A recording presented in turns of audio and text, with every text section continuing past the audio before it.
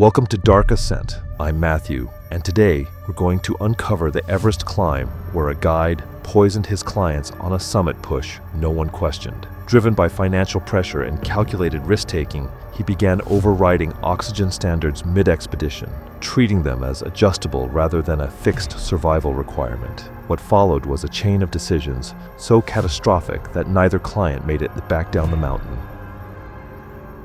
It was May 9th, 2016, and base camp on the south side of Mount Everest sat at 17,600 feet on a shifting moraine beneath the Khumbu icefall. The air was thin but stable, and the camp functioned as a dense staging ground for multiple expeditions preparing for summit rotations. Ruiz Sedan was a 41-year-old structural engineer from Portland, Oregon, who treated Everest as a systems problem defined by risk, redundancy, and controlled failure limits. He trained for over a year with structured endurance work, altitude conditioning, and detailed study of oxygen systems and expedition logistics, viewing equipment reliability as critical as physical readiness. From the research I did on his background, that level of preparation is genuinely rare. Most climbers don't treat oxygen systems the way an engineer would treat load-bearing calculations. Having previously summited Denali, Aconcagua, and Cho Oyu, he approached Everest as a calculated escalation in technical complexity and was highly selective in choosing an operator, focusing on oxygen certification standards and operational transparency. Kies Rosette was a 36-year-old high-altitude nurse from Denver, Colorado, with climbing experience across the Andes, Himalayas, and Karakoram.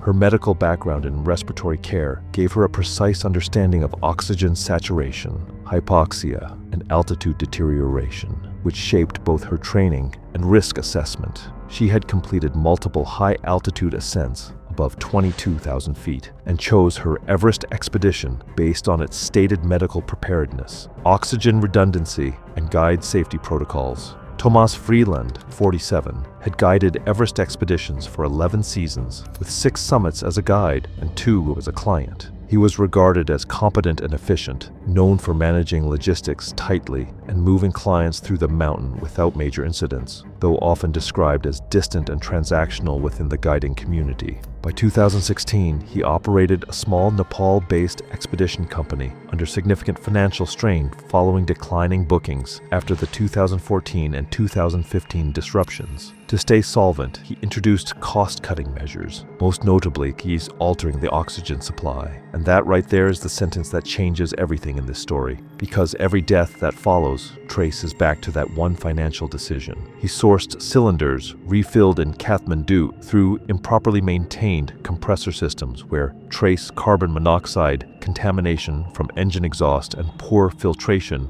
could persist, then relabeled them as certified. He allocated true medical-grade oxygen only for critical summit phases, while using these unregulated cylinders during acclimatization and rest periods, treating oxygen supply as a managed variable rather than a fixed safety standard. The expedition followed a standard rotation to Camp 1 and Camp 2 before the summit push, with Freeland and Sherpa guide Pemba Dorje briefing clients on oxygen use, regulator checks, and flow rates while presenting the system as fully certified. Ruiz inspected his oxygen equipment carefully, verifying pressure, regulator function, and mask seal, with all readings appearing normal. Kies performed a similar check, noting only minor regulator stiffness she attributed to cold. The cylinders matched documentation, and neither climber had means to verify gas purity in the field. Stay with me here, because this is the part that kept bothering me the deeper I got into this. The first rotation crossed the Khumbu icefall, a technical route of ladders, seracs, and crevasse crossings maintained by the icefall doctors. No oxygen was used at this stage. Both climbers performed strongly, maintaining steady pace and recovery, reaching Camp 1, spending a night for acclimatization, and returning to base camp without incident. The second rotation moved through the icefall and across the western CWM to Camp 2 at 21,300 feet. The CWM is a long glacial basin with extreme temperature swings, and oxygen use began here. During this phase,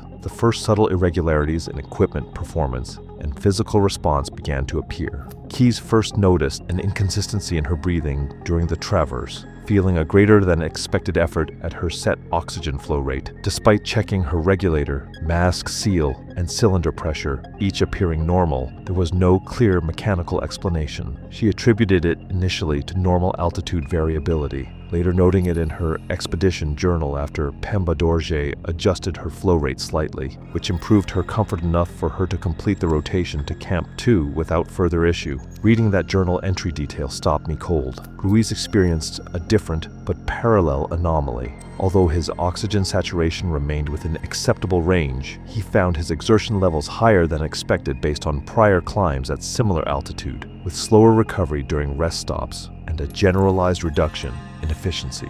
At Camp 2, he raised the discrepancy with Freeland, who attributed it to normal acclimatization, variability, and differences between Everest and Ruiz's previous climbs. The explanation was plausible, and Ruiz accepted it, though he privately noted that the fatigue felt structurally different from prior high-altitude experiences. Unbeknownst to the clients, Freeland was actively reviewing oxygen consumption data from the rotation, cross-referencing it against his internal tracking of cylinder composition and distribution. The results aligned with his expectations. Performance variation was present but remained within the threshold of natural physiological fluctuation, allowing the system of mixed oxygen supply to remain undetected while continuing to influence the client condition in subtle, cumulative ways. When I found this in the investigation documents, I had to reread it twice, because what he's describing is essentially a calibrated deception, engineered to stay invisible. The team returned to base camp after the second rotation on May 15th for a planned rest period,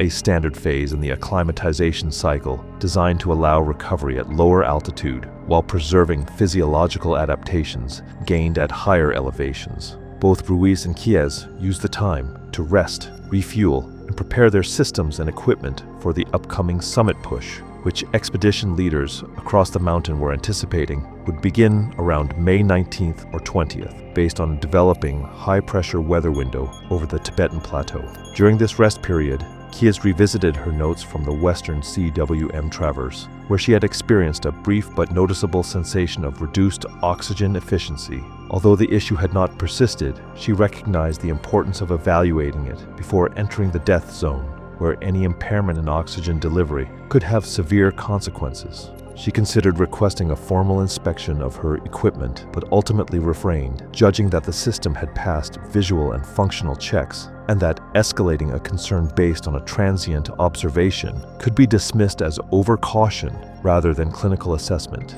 Instead, she made a specific request to lead Sherpa Pemba Dorje, asking that her oxygen cylinders for the summit push be drawn from the same batch used by the Sherpa team, trusting that their equipment would represent the highest reliability standards on the expedition. Her clinical instincts were working perfectly. The system around her just wasn't. Pemba Dorje acknowledged the request and indicated he would ensure it was arranged. However, the investigation later found no evidence that this request was implemented as intended. The cylinders issued to Keyes for the summit push were not sourced from the Sherpa batch, and their distribution followed the expedition's internal allocation system rather than her specific instruction. The summit push began with a departure from base camp, moving through the Khumbu Icefall to Camp 2 on the first stage. After a rest day for recovery and acclimatization, the team continued upward onto the Lhotse face, a steep and continuous wall of blue ice rising roughly 4,000 vertical feet toward Camp 3. Climbing on fixed ropes at extreme altitude while using supplemental oxygen placed sustained physiological strain on both Ruiz and Keyes. Although both completed the ascent without external assistance, their effort levels were noticeably higher than expected for their conditioning, indicating increasing stress as the expedition moved deeper into higher altitude terrain. At Camp 3, the team entered a short but critical rest phase before the move into the death zone. Sleep at this altitude was already limited by disrupted breathing cycles, but both climbers experienced poorer than expected recovery. Ruiz repeatedly woke, feeling breathless, unless his oxygen flow was increased, while Kias developed a persistent headache that she attributed to dehydration despite adequate fluid intake. Neither symptom was severe in isolation, but both indicated compromised recovery. Individually, their vital signs remained within acceptable expedition ranges. Oxygen saturation at rest was adequate, heart rates were elevated but not alarming, and basic cognitive checks showed no immediate impairment. However, the cumulative effect of repeated nights at altitude with oxygen delivery that was subtly below certified standards had begun to create an unseen physiological deficit that would only become apparent under the extreme stress of the death zone. If you've watched my other videos on high altitude failures, you'll recognize this pattern. The damage is always invisible until the moment it isn't. The team reached Camp 4 at 26,300 feet after a 6-hour ascent from Camp 3. Situated on the south col between Everest and Lhasa, it offered no natural shelter, with tents anchored against constant wind and exposure. Temperatures hovered around -20 degrees Fahrenheit, with wind chill making conditions even harsher. At this altitude, the body operated near its limits. Even with supplemental oxygen, blood oxygen saturation remained low, and both cognitive and physical performance were reduced. Slower decision-making, weaker recovery, and lower exertion tolerance. These effects accumulated gradually in the death zone,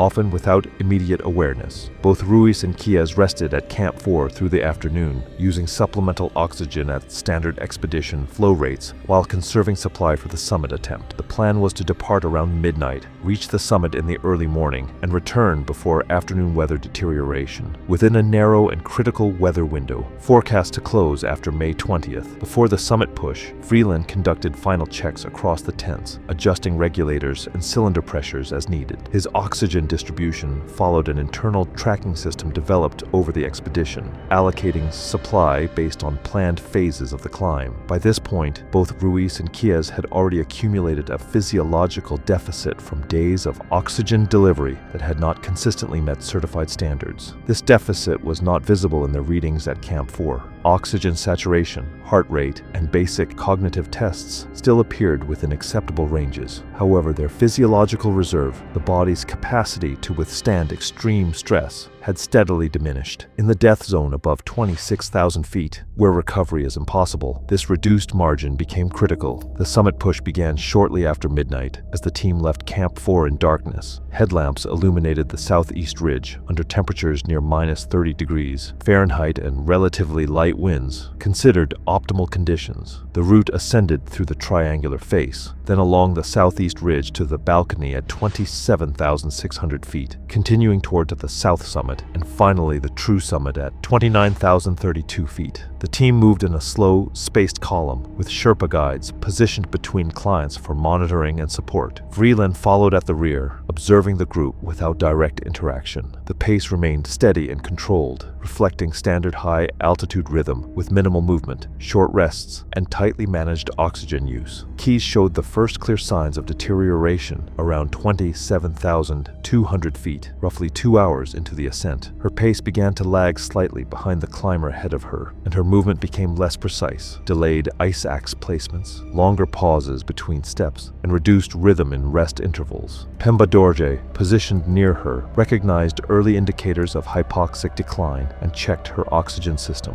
The regulator was functioning at the correct flow rate, but increasing it produced only a marginal improvement. By 27,500 feet, her condition had worsened to the point of self-awareness. She reported difficulty maintaining sequential thought and coordination, recognizing it clinically as cognitive impairment consistent with cerebral hypoxia. That detail, that she could still name what was happening to her, is one of the heaviest things in this entire story. At that altitude, this was a critical threshold, and the decision was made to turn her around. However, the descent did not begin immediately. Due to reduced Sherpa staffing on the summit push, a logistical delay occurred while guides were reassigned from the ascent line. During this approximately 25-minute delay, Keys remained stationary at 27,500 feet, exposed to extreme cold and continuing oxygen limitation. Without movement, her physiological state did not recover. Instead, the accumulated deficit persisted under static conditions. The momentary delay at that altitude did not create a new new failure event, but it prevented any physiological recovery window, locking in the impairment that had already developed during the ascent. Ruiz continued upward with the remaining members of the team after Chiaz was turned around. His condition was deteriorating, but not yet critical. His pace had slowed and his rest intervals had lengthened, but he remained coherent and capable of following guide instructions. At approximately 27,600 feet, he reached the balcony at around 3:15 a.m.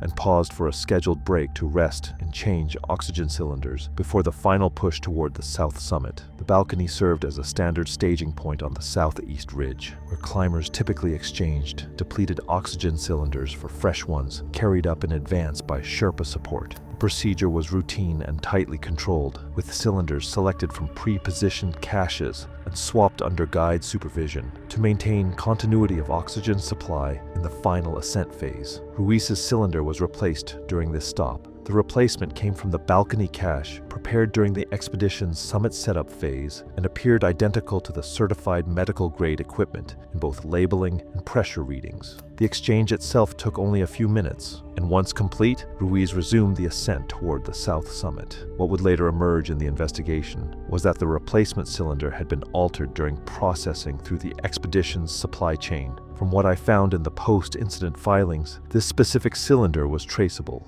and that trace led directly back to the Kathmandu intermediary. Instead of containing uniformly certified medical-grade oxygen, it held a cylinder that had been contaminated during refilling in Kathmandu, where carbon monoxide had been introduced in trace amounts through compressor exhaust infiltration and an inadequate filtration. At altitude, this created a toxic breathing environment in which oxygen readings and pressure remained misleadingly normal, while effective oxygen transport in the bloodstream was progressively impaired. This change did not affect pressure readings or external indicators, meaning the cylinder still appeared fully functional under standard field checks. However, the usable oxygen delivered per breath was lower than expected, creating a widening gap between Ruiz's physiological needs and his actual oxygen intake at extreme altitude. In the initial stages after the cylinder change, Ruiz's decline was not immediately obvious. His pace remained slow but stable, and his responses during radio and verbal checks were still coherent. Oxygen saturation readings during brief stops remained within acceptable expedition ranges. However, as he moved above 27,600 feet, reduced oxygen delivery compounded existing physiological strain, steadily eroding his remaining functional reserve. Roughly 45 minutes later, his condition worsened sharply. He required multiple breaths per step, consistent with insufficient oxygen delivery for exertion at extreme altitude. After stopping at a fixed rope anchor, he remained bent forward, breathing heavily, while Tashi confirmed the regulator was functioning and increased flow to maximum, producing only minimal improvement. At the south summit, a final crest before the narrow ridge to the true summit, Ruiz paused for assessment. He showed rapid,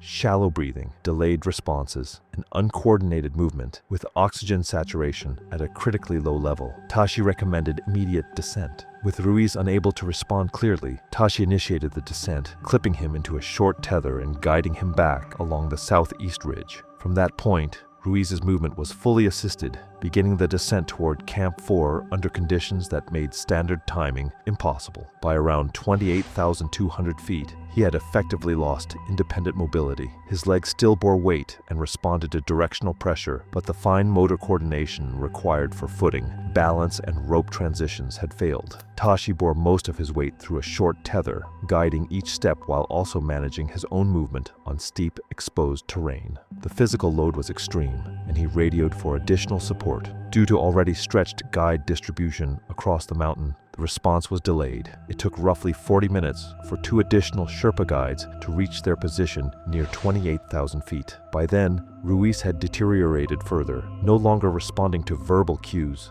breathing shallowly and irregularly, with oxygen saturation at critically low levels even under supplemental support. Together, the 3 guides managed a controlled, assisted descent back to the balcony at 27,600 feet over approximately 90 minutes. There, they replaced Ruiz's oxygen cylinder with a fresh unit from the descent cache. Unlike the Ascent supply, this cache contained fully certified medical-grade cylinders, which produced a noticeable but limited improvement in his oxygen saturation over the following minutes. Too late, too little, and the frustrating thing is that the correct oxygen existed on that mountain the entire time. However, the improvement was insufficient to restore functional independence, and his condition remained severely compromised as the descent continued toward lower altitude. The improvement from the fresh oxygen cylinder was not enough to reverse the damage already sustained. During the prolonged exposure above the balcony, Ruiz had developed severe high-altitude pulmonary edema, a condition in which fluid accumulation in the lungs disrupts gas exchange at the alveolar level. At that stage, even properly delivered supplemental oxygen could not fully compensate, because the limiting factor was no longer supply alone, but the body's reduced ability to transfer oxygen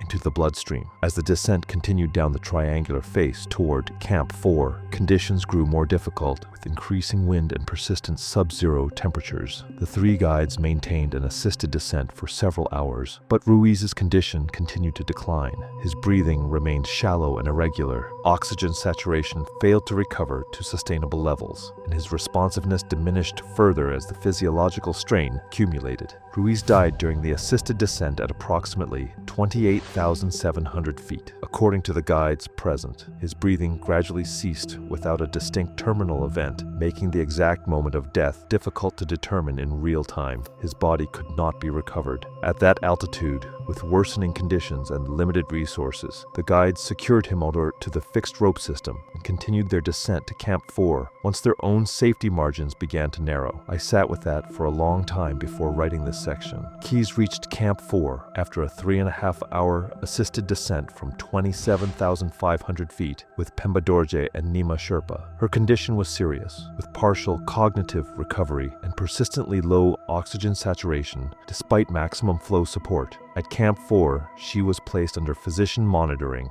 but her response to oxygen remained limited and stabilized at unsafe levels for that altitude. She was later evacuated from Camp 4 after a delayed decision due to limited rescue capacity. The descent through Camp 3 and Camp 2 was slow and heavily assisted, with continued neurological decline despite oxygen and treatment. By the Khumbu icefall, she was intermittently unconscious with signs of advanced hypoxic brain injury. She collapsed during the descent and did not regain breathing.